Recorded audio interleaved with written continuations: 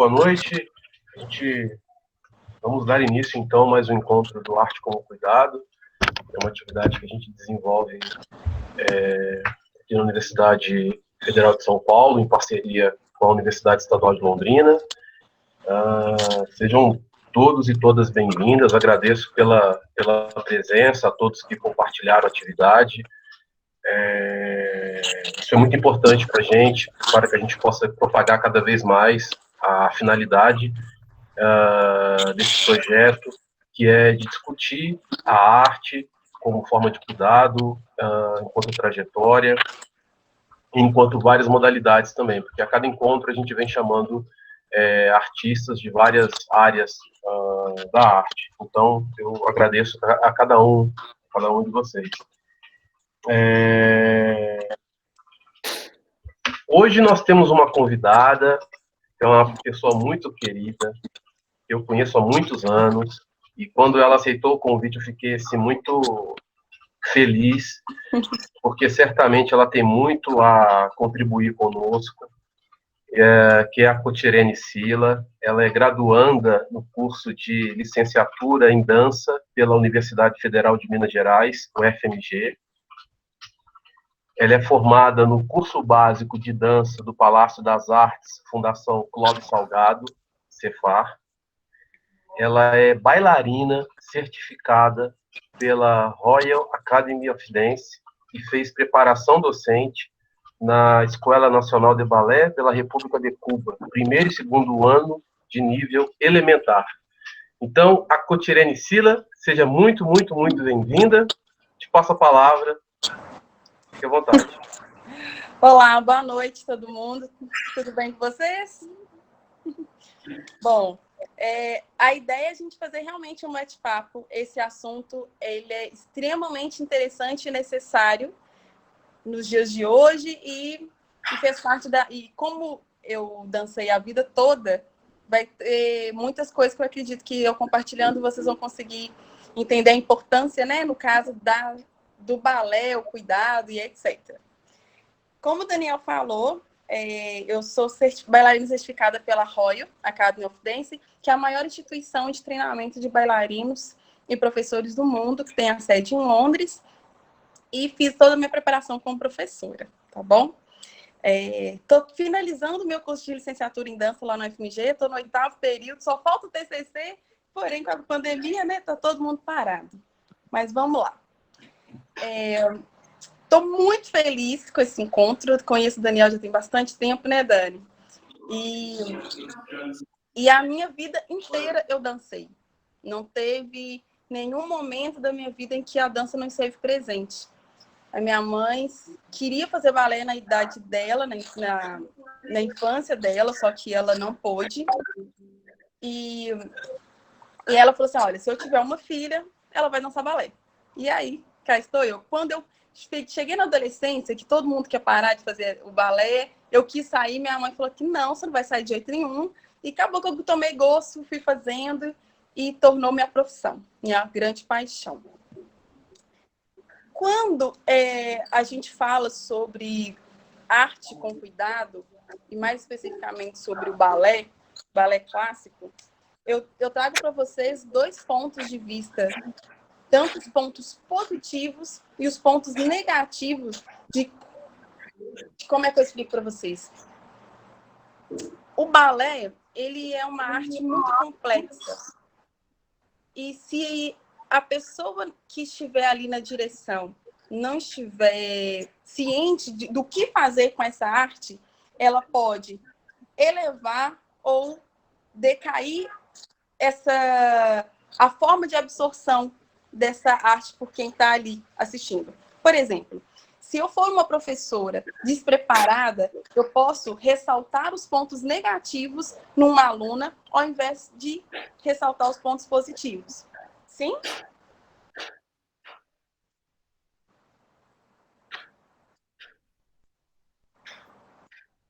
Pode continuar, pode. Beleza. Com relação aos pontos positivos, no balé, a maioria das vezes a gente pensa, quando a gente fala em bailarina, o que vem na nossa cabeça? O que foi plantado para a gente lá na infância? Nossa, descreva para mim uma bailarina. E aí? Alguém se atreve a dizer pra gente? Como é esse estereótipo de bailarina? Dança, Uhum. ponta dos pés, Sim, movimentos delicados. sim. E questão do o tipo físico, tem um tipo físico específico? Não tem? Um corpo? Magras. Uhum. Exatamente. Muitas pessoas, às vezes, ficam pensando assim, por que para o balé o corpo tem que ser magrinho e etc. Se a gente voltar um tanto, lá no início, o balé ele foi feito para um corpo específico, mas lá na sua criação. Hoje em dia já tem uma série de discussões para repensar isso, mas quando o berço ali, ele foi feito para um corpo específico e para fazer determinados movimentos precisava-se de uma certa leveza, precisava de uma certa de um porte que fosse capaz. Então, por exemplo, um bailarino, para suspender uma bailarina totalmente acima da cabeça, o que se espera dessa bailarina para conseguir fazer essa elevação, por exemplo, né? Então, esse estereótipo que a gente conhece, ele vem muito dessa questão histórica, o que não pode ficar sendo sempre reafirmado. A outra coisa que eu falo sobre ponto positivo, desculpa, deixa eu só explicar, para não ficar confuso. O ponto positivo daqui que eu falo quando eu ressalto o estereótipo é que ele também estimula o cuidado e a saúde do corpo em se manter saudável, certo?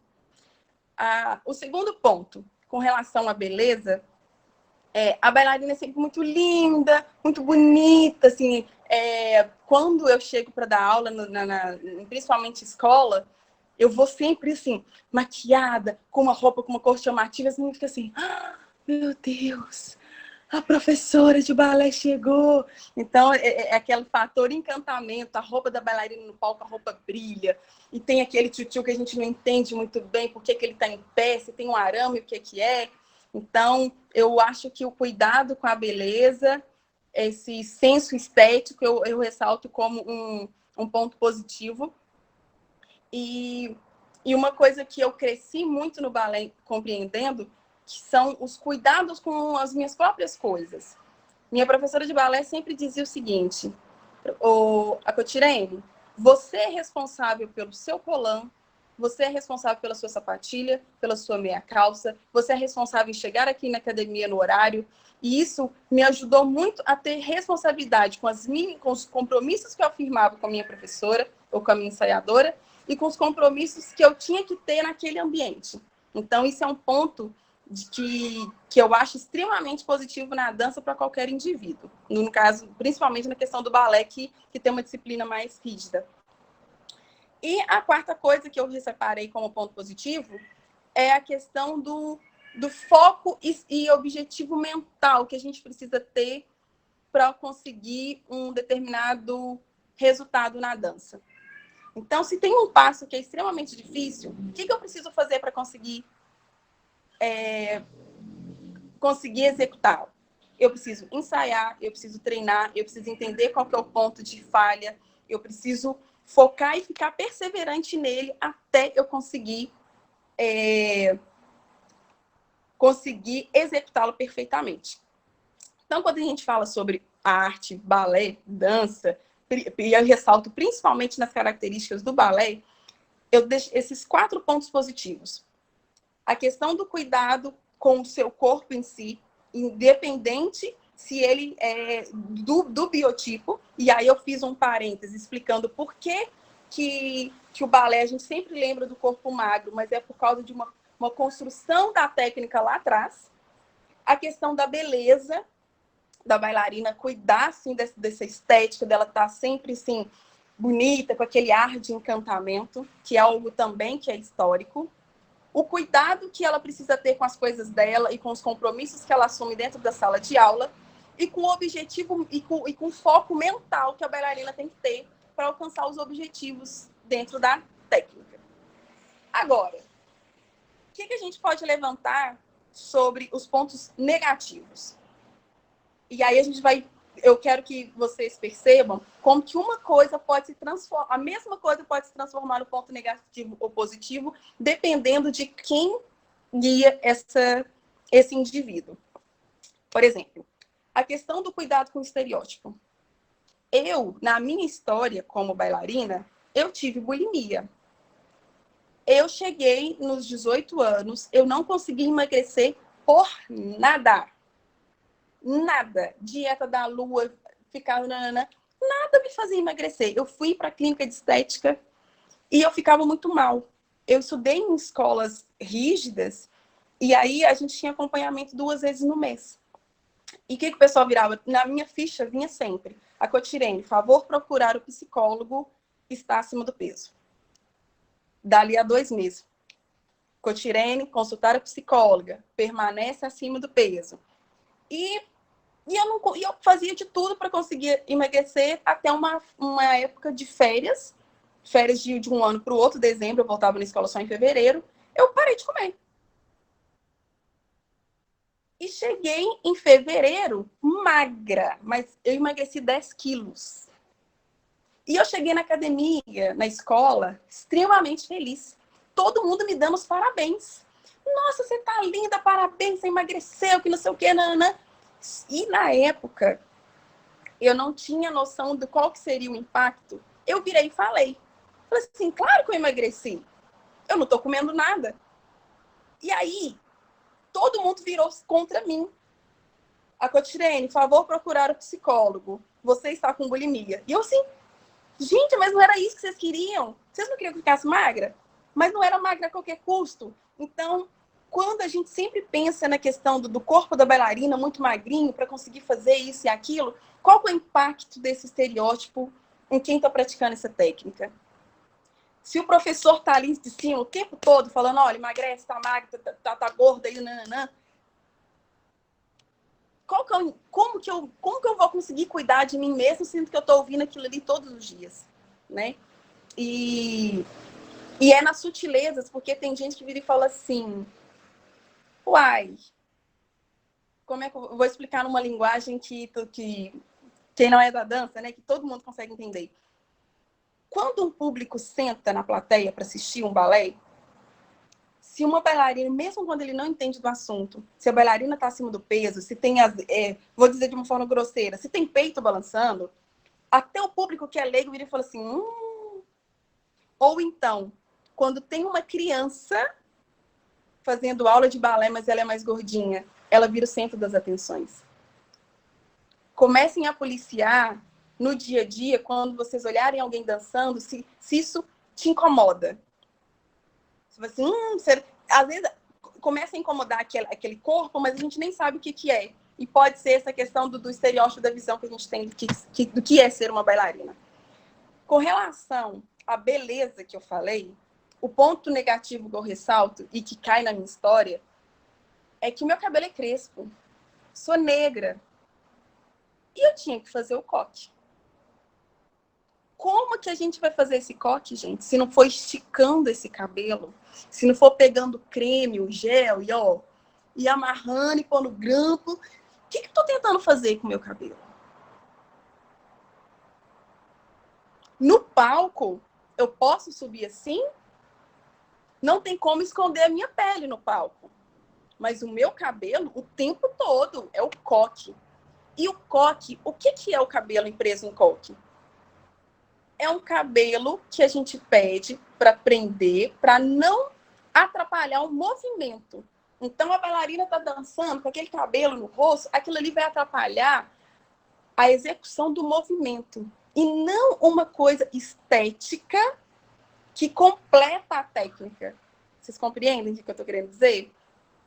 Então, se eu tenho numa turma uma aluna que tem um cabelo grande, anelado, volumoso, ela vira motivo de piada, às vezes, pelas outras coleguinhas, porque o coque dela é muito grande. E a mãe fica sem saber o que fazer, vira para mim e fala assim, coach, Como que eu prendo o cabelo da minha filha? Eu não consigo. Às vezes a mãe sai e o pai que fica para levar a criança no balé, chega lá para mim com o olho regalado, com a bolsinha, assim, professora, pelo amor de Deus, faz o coque na minha filha. E aí eu preciso virar para essa criança e falar assim, olha, o seu cabelo é lindo. A gente vai fazer o coque somente para você não ficar incomodada na hora de dançar. Então a gente tem que tomar cuidado com essa questão do... quando a gente fala sobre os cuidados e correção da beleza. Na prática, o que eu acredito? Eu tenho um cuidado muito especial com as minhas alunas, pequenas principalmente, que elas ainda estão formando, em explicar que o balé, ele é feito para todo mundo. O balé, ele está ali para fazer desabrochar, para as crianças se expressarem, para as crianças, para o adulto, para qualquer pessoa. Eu estou usando o exemplo de criança porque é um trabalho bem específico e lúdico, e eu acho que ele exemplifica para quem foi educador aqui, ou educador, que for voltar para um público assim específico, né, para essa idade, que eles absorvem tudo que a gente está dizendo. Então, se não é um professor, se não é uma pessoa que está ali com todos esses pontos negativos, fala assim, olha, o que eu tenho na mão? Como que eu pego essa arte e coloco na vida desse outro indivíduo e transformo isso em uma coisa maravilhosa? Porque teve muitos momentos que essa arte na minha vida me fez sofrer. Me fez sentir que eu não era boa o suficiente, porque não tinha bailarina negra no palco, porque não tinha bailarina mais cheinha no palco. E ó que assim, quem me conhece sabe que eu sou magra. Mas naquela época, para o palco, eu ainda não era magra o suficiente. Eu tenho peito. Depois que eu tenho uma filha de 2 anos, né? Depois que a gente amamenta, o corpo muda muito. Na época eu tinha menos seios. E ainda assim, eu amarrava com faixa para dançar, para o peito não balançar. O que eu estou fazendo com essa arte? O balé que é tão lindo, o balé que encanta, o balé que nos emociona. O que acontece com a bailarina que está lá em cima no palco, entretendo todo mundo? E aí, é um ponto a se pensar. O outro viés que eu quero trazer para vocês, a ponto de questionamento sobre a pandemia e a questão da arte. E aí, a arte como cuidado, principalmente da saúde mental. Porque agora está todo mundo dentro de casa, né? E está todo mundo querendo consumir arte. Só que ninguém está querendo pagar por essa arte. Todo mundo está querendo entrar no YouTube, achar um link de graça, um vídeo de graça e se entreter. O que acontece com esse artista que está ali, tentando sobreviver, escolheu aquela arte como profissão, escolheu aquela arte para pagar a conta de água, luz, telefone, aluguel, numa época em que todo mundo quer arte, mas ninguém quer pagar por essa arte. E às vezes nem dá para pagar, porque os teatros estão fechados, as academias estão fechadas. Eu estou desempregada, fui mandada embora porque a escola, os alunos foram saindo, a aula online, que todo mundo acredita que é uma alternativa, ela não é tão eficaz, ainda mais para gente que é uma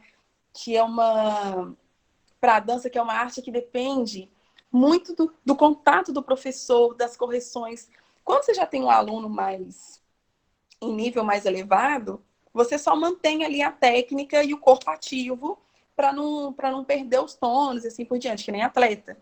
Mas não é a mesma coisa. Tem muito bailarino desempregado nessa época de pandemia. Os serviços emergenciais estão funcionando, outros estão voltando em algumas cidades e tudo mais, mas se for olhar numa escala grande, os teatros, as academias, as escolas de dança serão as últimas a voltar. E quando a gente está em casa, entediado, a gente quer arte. A gente quer arte para esquecer dos problemas, a gente quer arte para poder manter o corpo ativo, a gente quer arte para manter a mente ativa, a mente sã. Porém, o artista está enlouquecendo. Está enlouquecendo porque não tem... Quem é bailarino profissional não tem onde dançar. Quem é professora não tem quem para dar, não tem ninguém para dar aula. E ainda tem aqueles que pedem para a gente dar aula de graça. Como se o negócio não tivesse ruim. Vira e fala assim, eu já recebi convite, por exemplo, assim, ai, coach, você podia montar uma live, assim, sabe? Dançando uns ritmos bem bacanas para animar a gente. Eu falei assim, eu fui muito educado, falei assim, querida, agora eu tô me dedicando mais às coisas aqui, reorganizando a minha vida, eu tô com um pouquinho de dificuldade de atender seu pedido, muito obrigada, mas não vou estar disponível. Como que eu faço? E aí? Então, vamos pensar nesses pontos. O que eu quero muito, que é da minha história, trazer para vocês, de que o ponto positivo e o negativo tem uma linha tênue muito fina, e que, na minha vida, o que mudou era os meus professores, as pessoas que estavam me guiando dentro dessa arte. Eu tive uma professora que me pegou aos prantos numa escola e virou e falou assim, vem dançar comigo, eu vou te mostrar que você pode dançar. E é ela que me transformou assim, na melhor bailarina que eu podia ser, que é a Maria Clara Salles. É uma grande maître. Para vocês terem ideia, ela, em breves palavras, na minha família ninguém nunca tinha feito uma viagem internacional. Ela virou para mim e falou assim, olha, você vai fazer, eu vou te dar uma bolsa de estudo, você vai pegar o dinheiro da mensalidade do balé e você vai guardar durante 1 ano. E depois você vai para Londres para você fazer um curso lá, na Royal de lá. Aquilo ali, para mim, foi maravilhoso, porque ela via... Quando eu fiz uma prova para entrar numa determinada escola, ela viu que eu conseguia dançar e que eu tinha alma dançante. E aí a escola foi me murchando, anorexia, bulimia, pressão, e ela me tirou do lugar onde eu estava e mostrou que eu podia. Ela transformou a minha... Eu sou professora graças a ela. Então, hoje eu friso muito nessa questão de que quem determina é o docente e as pessoas que estão em volta dessa criança ou dessa pessoa, desse indivíduo que quer acreditar nessa arte, que pode ser positivo, todos os pontos daquela arte, transformar isso tudo. E a questão da pandemia, que a gente possa pensar que esse artista que eu tanto venero, que eu tanto gosto, que tanto me ajuda a passar o tempo aflito dentro de casa, ele também é uma pessoa que precisa de apoio, de um lugar para trabalhar, para dançar e assim por diante. Tá bom? Essa é a minha consideração para vocês.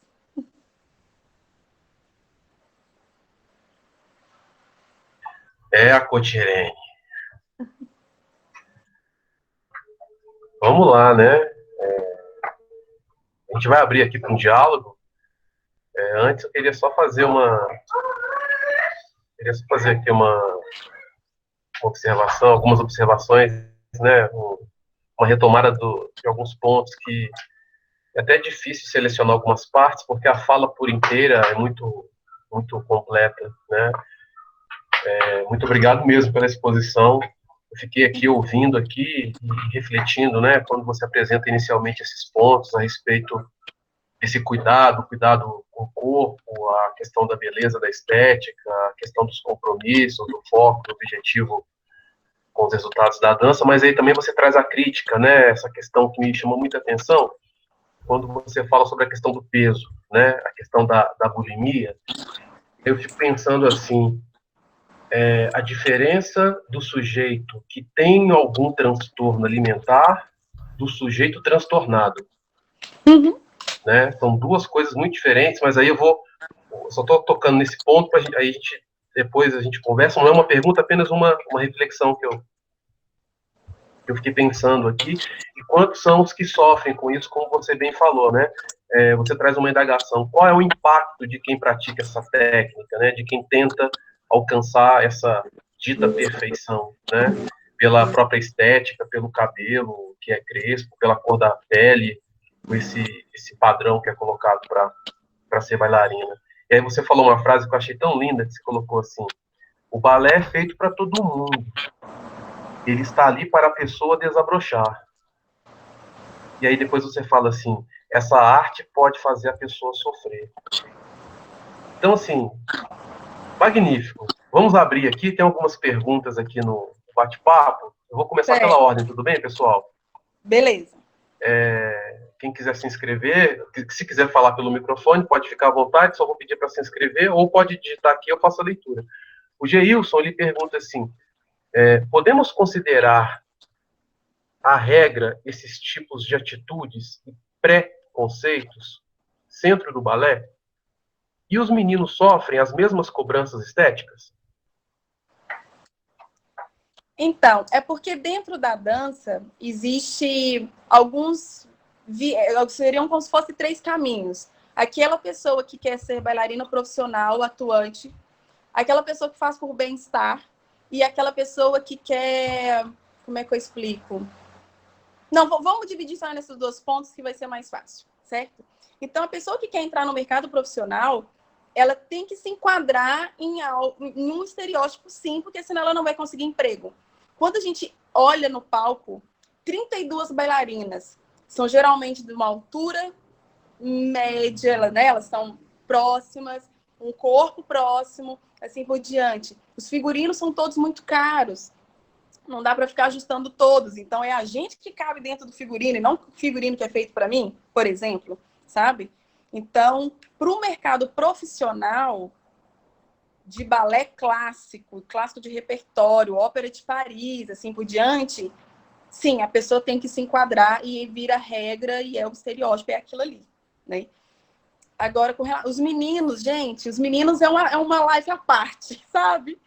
Porque eles sofrem com muitas questões estereótipos, sim, porque eles precisam dar conta de subir a bailarina, ele tem que dar conta de rodar a pirueta, ele tem que dar conta de saltar, ele tem que ser flexível, ele tem que ser forte, ele tem que ser másculo, porque no palco ele é sempre o príncipe encantado, ele é o cara que entra e salva. Tem, sim, o estereótipo masculino também, e que é um assunto bem interessante para ser tratado. Beleza. Aí tem alguns comentários aqui, não sei se você está acompanhando, mas a Claudiana, ela escreve aqui, professora com empatia muda vidas. A Nathalie agradece, muito obrigado. A Cauana, professor enquanto incentivador, que ajuda no voo e não corta as asas. É tudo que o mundo precisa. Excelente fala.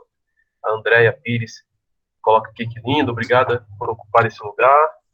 E a Claudiana volta a comentar, que fala incrível, me provocou pensar várias questões. Muito obrigada. Enfim, pessoal, quem quiser falar também pelo microfone, pode abrir e ficar à vontade, tudo bem?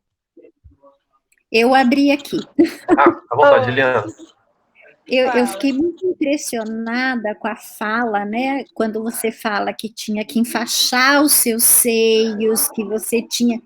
E eu acho que essa cobrança do estereótipo chega a ser uma violência, né, com a pessoa, uma violência, e isso acho que leva a um ponto da pessoa não se aceitar como é. Uhum. Então, eu fico imaginando, né, nas meninas, nas adolescentes, e eu acho que as duas coisas estão ligadas, uma coisa do estereótipo, outra coisa preconceito. Sim. Uhum. Eu acho que existe uma cobrança que se enquadra nisso que você falou, mas eu estou pensando aqui no preconceito, especialmente não, mas quando o Jason, né, faz a pergunta dos meninos, então eu me lembrei que eu sempre escutei comentários sobre bailarinos, e de pais que não querem que os meninos sejam bailarinos também, porque o balé não é uma coisa para menino, mas para menina. E olha que contradição, né? No palco eles têm que ser másculos, mas ele é visto como uma coisa feminina. E aí eu pensei também no preconceito por ser negra, porque você é uma entre quase ninguém.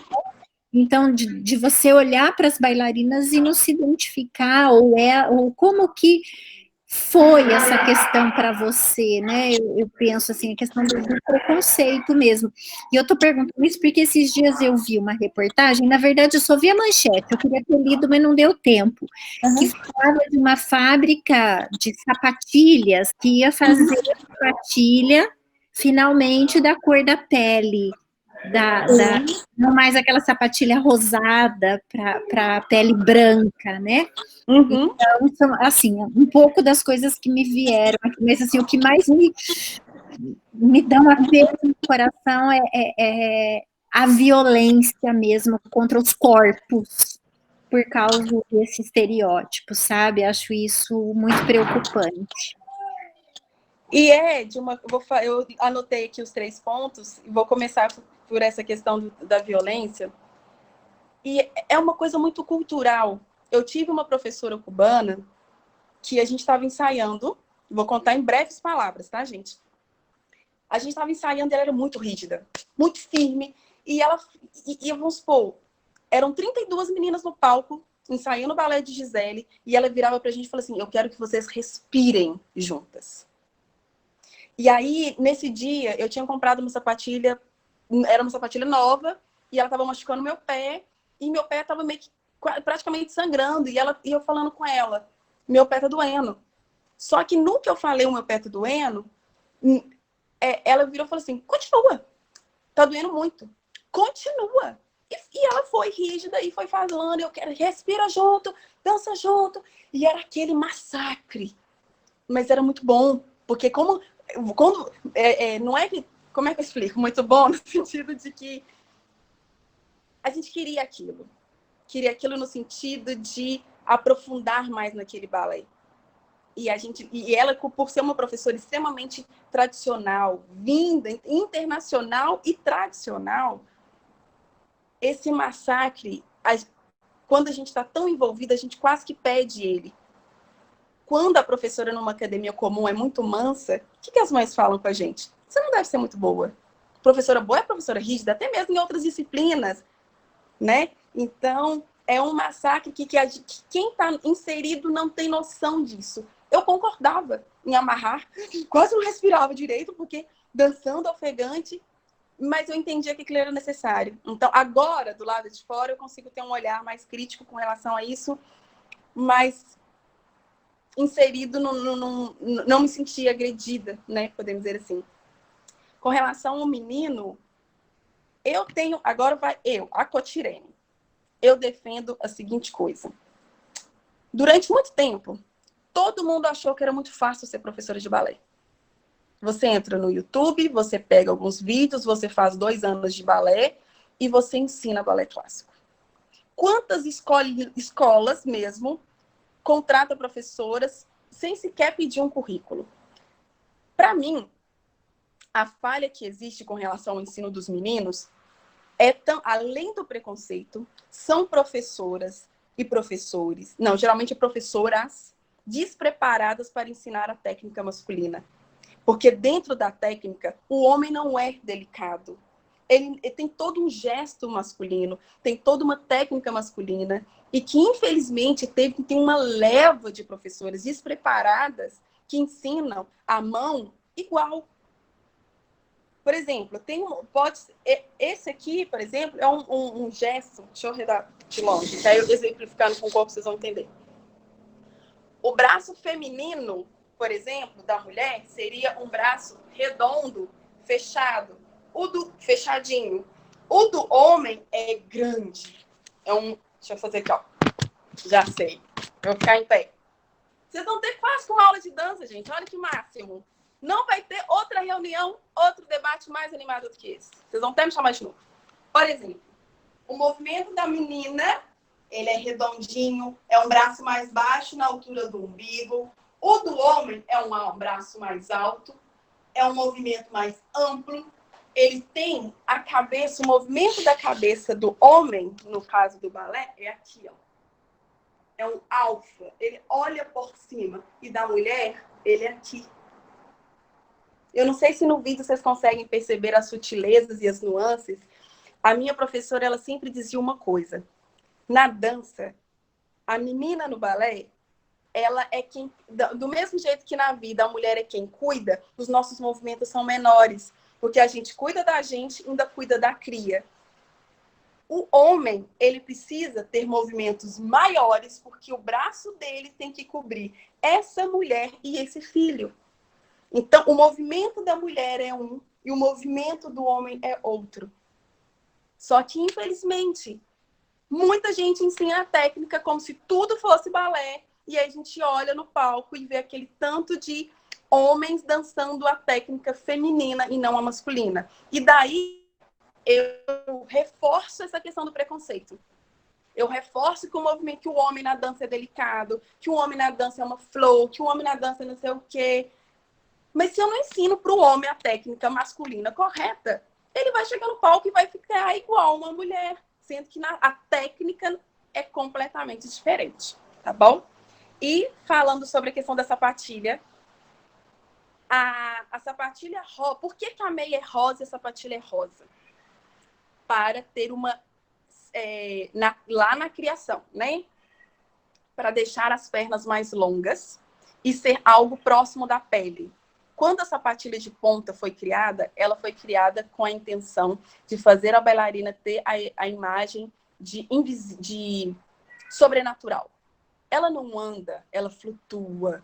Como que ela anda na ponta do pé? Então, tinha movimentos rapidinhos, e ela naquela ponta do pé, deslizando sobre o palco, a primeira vez que isso foi visto, as notícias eram de, tipo, a bailarina flutuou. E aí essa pele, esse rosa, era semelhante à pele branca de onde a técnica foi criada, certo? E aí, hoje em dia, como que eu trago isso para as meninas negras? Não dá para dançar com o braço negro e a perna branca. O que as bailarinas negras começaram a fazer nos Estados Unidos? A usar meia calça marrom, cor da pele, e pintava a sapatilha com a mesma base que usava no rosto. Se a menina branca tinha uma meia branca, uma meia rosada, que lembrava a cor, né, da pele, e uma sapatilha rosada, as bailarinas negras dançavam com meia marrom e com a sapatilha da mesmo tom da base. E agora, né, 2019, 2020, através do ativismo da bailarina Ingrid Silva, criou-se uma primeira marca que ela já compra a sapatilha marrom. É linda e é muito significativo. E é uma luta enorme de dizer que, olha, as bailarinas negras estão no mercado, as bailarinas negras estão aqui, e elas também são lindas no palco, e o palco também pertence a elas. E aí a gente volta naquela questão do cuidado, de como que essa bailarina negra sobe.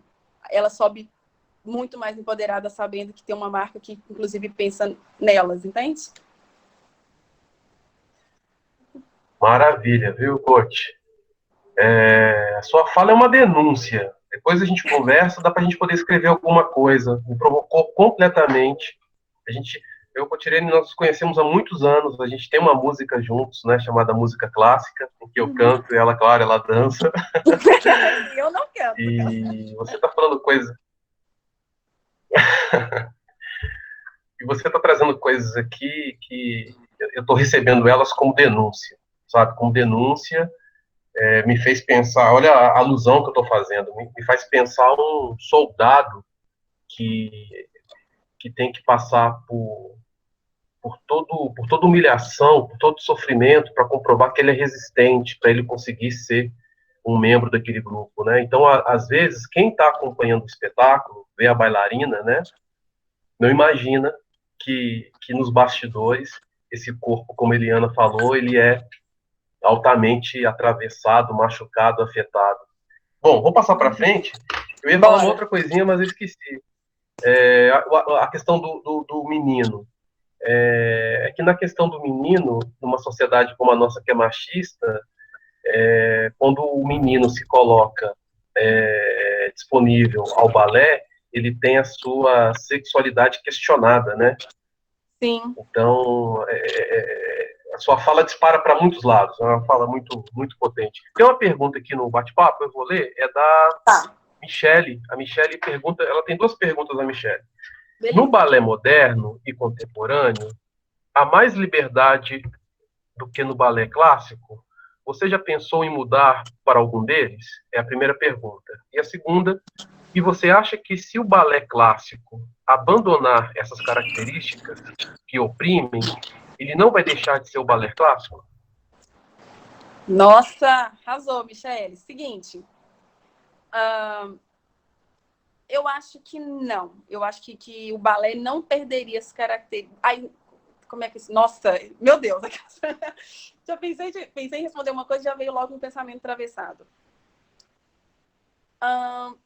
Essa discussão, ela bate, né? Esses temas, esses choques, exatamente esse questionamento, cai muito lá na Federal, no curso de dança. Por quê? Se eu pegar o carnaval e mudar as características do carnaval, ele ainda vai ser carnaval? Se eu pego uma receita de bolo e mudo e faço uma receita de pudim, esse pudim ainda vai ser bolo? No caso do balé, algumas características muda sim. Mudaria algumas coisas, porque quando teve a ruptura do balé clássico para o balé moderno, que é diferente do balé contemporâneo, foi exatamente a ruptura de algumas características e se transformou numa outra coisa. O balé deixou de ser balé clássico, passou a ser balé moderno, em que o pessoal dançava descalço, o pessoal tinha um movimento que lembrava algumas coisas do balé, mas não era tudo andeor, que é com o movimento com a perna virada para fora, era para dentro. O jazz é uma variação do balé clássico. Então, algumas coisas, se mudarem dentro da técnica, dentro desse estereótipo, muda sim. Eu poderia dizer que deixaria de ser balé, tá bom? Mas isso não é uma fala definitiva. Eu acho que requer um debate bem mais aprofundado e tentar entender o que precisa ser mudado. Porque tem gente que vira na Europa super tradicional, acredito, né? Se eu colocar um corpo de baile todo negro, aquilo ainda é balé? Claro, claro que é. Mas uma pessoa que é super tradicional, ela vai virar e falar assim, opa, não é esse balé que eu quero. Né? Enfim, então eu só preciso estudar esse detalhezinho, o que seria essa mudança e em quê? Algumas coisas mudaria, deixaria de ser balé, e outras não. Outras coisas podem ser mudadas e devem ser mudadas e a técnica vai continuar lá. E com relação, você já pensou em outras modalidades? Sim, pensei, eu fiz um pouquinho de dança contemporânea, além do balé, eu cheguei a estudar várias outras coisas. Mas eu sou apaixonada pelo balé. Eu já fiz jazz, sapateado americano, dança contemporânea, dança moderna, dança de salão, enfim, muitas outras modalidades. Mas o que me encanta no balé é você correr atrás de uma perfeição que não existe, mas ela te melhora como essência.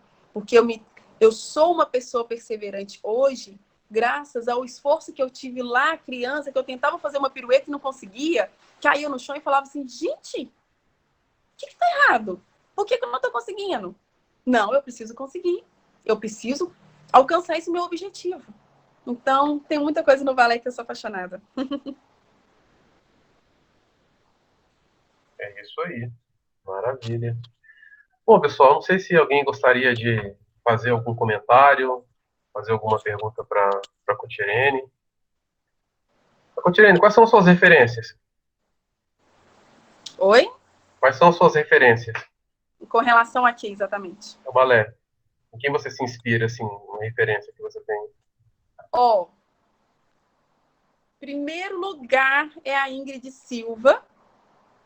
Vale muito a pena acompanhar essa bailarina, porque ela é uma bailarina negra, brasileira, e que ela está atuando em Nova York. Ela veio de um projeto social do Rio de Janeiro, e a professora dela virou e falou assim, cara, você tem muito talento, vou dar um jeito de você deslanchar aí na vida. E ela foi para os Estados Unidos e conseguiu o principal papel de uma companhia de dança toda formada por bailarinos negros.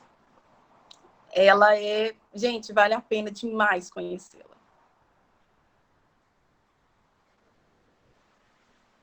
Maravilha. Bom, eu acho que a gente pode finalizar então. Não sei se vocês estão satisfeitos, não sei se a Cotirene gostaria de falar alguma coisa, caso alguém não tenha nenhuma pergunta a fazer. Eu estou satisfeitíssimo. Eu tô com a cabeça aqui fervendo aqui, sabe? Foi assim, meu. Mas gostaria, eu não sei se alguém quer fazer alguma pergunta, fique à vontade, mas eu acho que a gente pode caminhar para o fim, né? Coach, gostaria de falar mais alguma coisa? Eu queria aproveitar aqui o espaço, pessoal. Eu vou colocar aqui eu vou colocar aqui no bate-papo o Instagram da Cotirene, quem quiser acompanhar o trabalho dela. Uhum. Lá tem um pouquinho de tudo, viu, gente? É eu escrita, purinha. Então, tem... Enfim, sou eu. Eu acho que eu digitei correto. A Cotirene Sila. Isso. Tá Tiro Sila. Põe só o Acotirene, que já vai me achar. Ah, deixa eu ver. É porque... Não, assim dá. Assim me acha. É porque tem outras Acotirenes, viu, gente? Tá ok.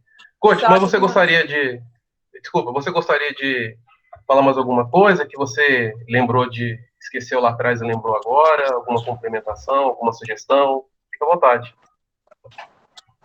Ai, gente, é só que... Acho que o principal já foi dito. É um assunto que eu sou tão mergulhada nele que se deixar eu fico aqui falando horas, porque cada detalhezinho, cada frase, a gente consegue fazer outros desdobramentos e críticas em cima disso. Tentei fazer uma linguagem mais neutra possível, porque a linguagem da dança é uma linguagem muito específica, mas eu acredito que vocês conseguiram me compreender.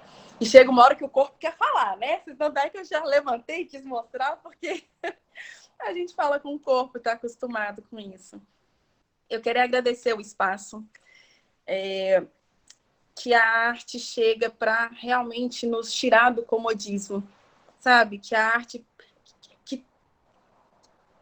chegue na nossa vida para nos impactar, mas não simplesmente, sabe quando você senta na televisão, que você vê aquele negócio e só fica passando?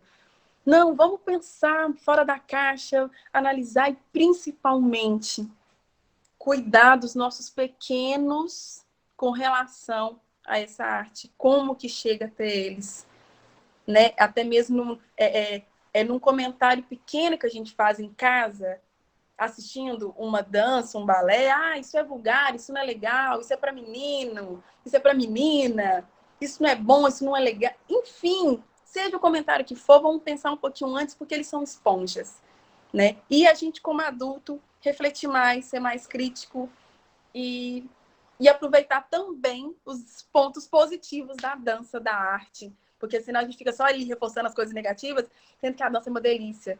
Eu falei sobre tanta coisa e tá eu aqui transbordando de amores pela dança. Então... Magnífico, magnífico. Olha, Cotirene, muito obrigado, viu? Muito obrigado. Muito bom te ver, muito bom te ouvir. Foi uma aula. Eu que agradeço. Foi uma aula, foi uma aula. Eu queria agradecer também todo mundo que acompanhou, a Andréia, a Andressa, Claudiana, Geilson, a Cauana, a Liana que está aqui, Michele, Morgana, a Rita, a Selma. E, pessoal, só informando que o nosso próximo encontro da Arte como Cuidado vai ser no dia 3 de julho. A gente vai estar divulgando pelas redes sociais, e a gente está sempre convidando, pedindo apoio do pessoal para estar informando. Quero agradecer a Liana também, que a gente está sempre conversando, sempre trocando informações. Obrigado, viu, Liana, pela parceria, pessoal da UEL, o André está aí. Pessoal, então é isso. Um beijo para todo mundo. Até o próximo encontro. Tchau, tchau. Tchau.